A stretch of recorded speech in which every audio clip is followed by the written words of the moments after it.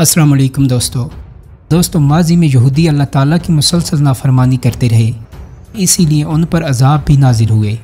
587 قبل مسیح میں شاہ بابل نبوخدنصر نے یروشلم پر حملہ کیا، ہیکل سلیمانی تباہ کر ڈالا اور ہزاروں یہودیوں کو قیدی بنا کر بابل لے گیا، اور کئی سال بعد ایران کے بادشاہ سائرس اعظم نے بابل فتح کر کے یہودیوں کو آزاد کروایا۔ یہودی واپس یروشلم آئے اور دوسرا ہیکل تعمیر کیا۔ سن 63 قبل مسیح میں رومی فوج نے فلسطین پر قبضہ کر لیا۔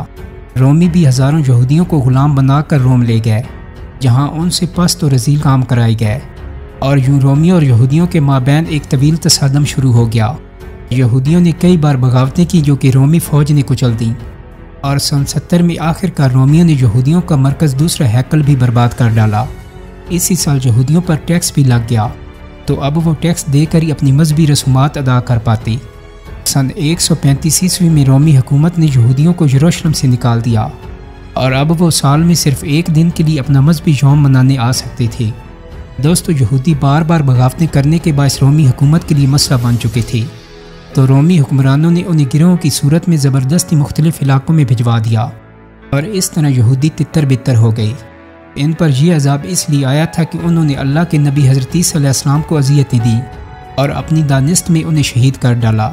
انجیل یوحنا میں حضرت عیسیٰ علیہ السلام یہودی ربیوں کو مخاطب کر کے کہتے ہیں کہ تم لوگ شیطان کی اولاد ہو، اس لیے مجھے قتل کرنا چاہتے ہو۔ ان کی پیشن گوئی درست ثابت ہوئی۔ اسی لیے جب رومی بادشاہ قسطنطین اعظم نے 312 عیسوی میں عیسائیت کو اپنی سلطنت کا سرکاری مذہب بنایا، تو عیسائی یہودیوں کے در پہ ہو گئے۔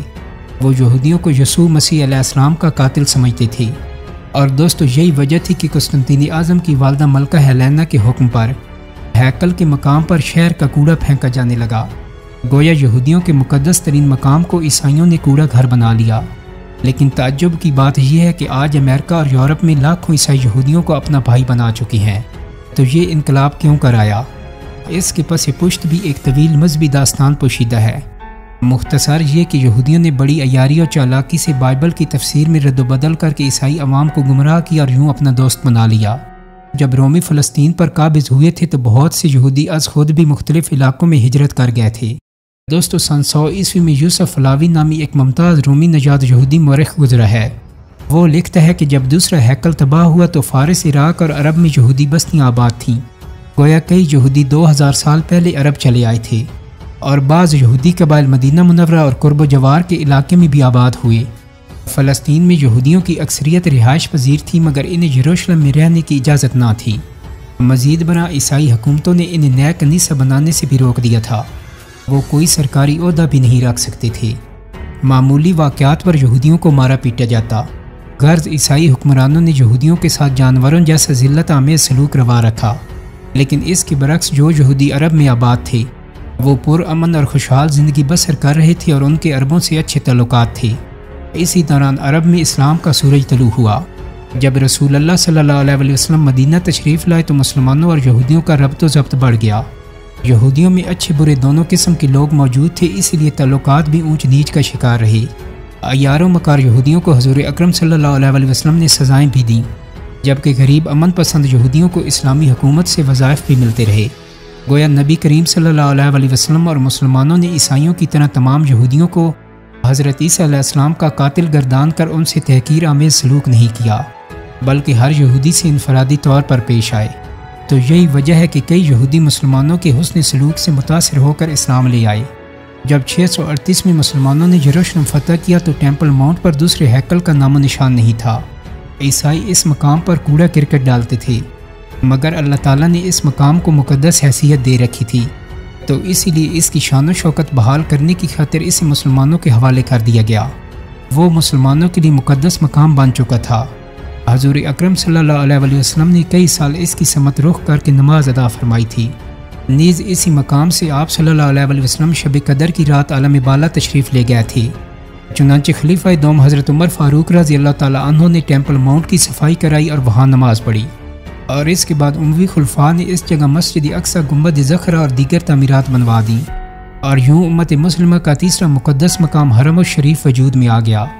اور حضرت عمر فاروق رضی اللہ تعالیٰ عنہ نے ایک اور انقلابی قدم اٹھاتے ہوئے 60-70 یہودی گھرانوں کو یروشلم کے قرب و جوار میں رہنے کی اجازت بھی دے دی۔ ساتھ ہی یہ بھی اعلان فرما دیا کہ یہودی جب چاہیں یروشلم میں آ جا سکتے ہیں۔ یہودیوں کو فلسطین میں کنیسہ اور گھر بنانے کی اجازت بھی مل گئی۔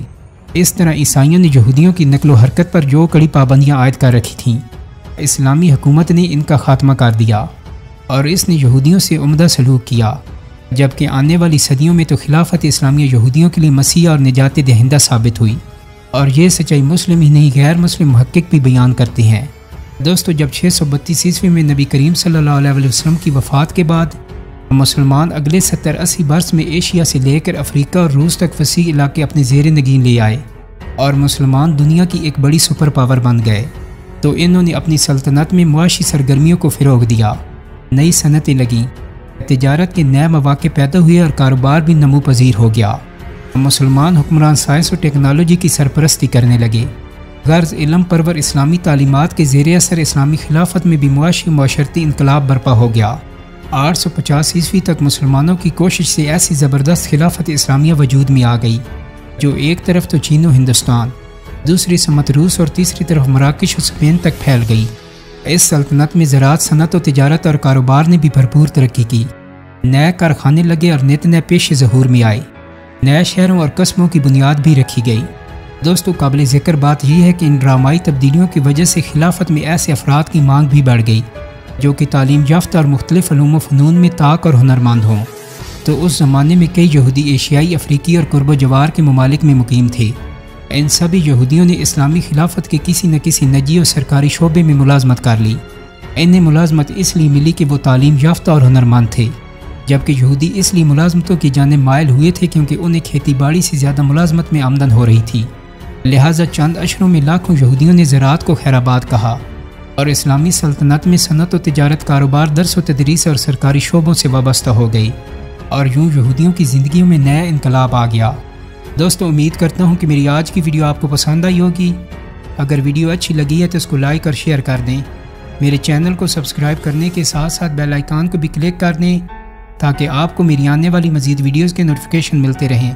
بہت جلدی ایک نئی ویڈیو کے ساتھ ملاقات ہوگی۔ اپنا بہت سارا خیال رکھیے گا۔ اللہ حافظ۔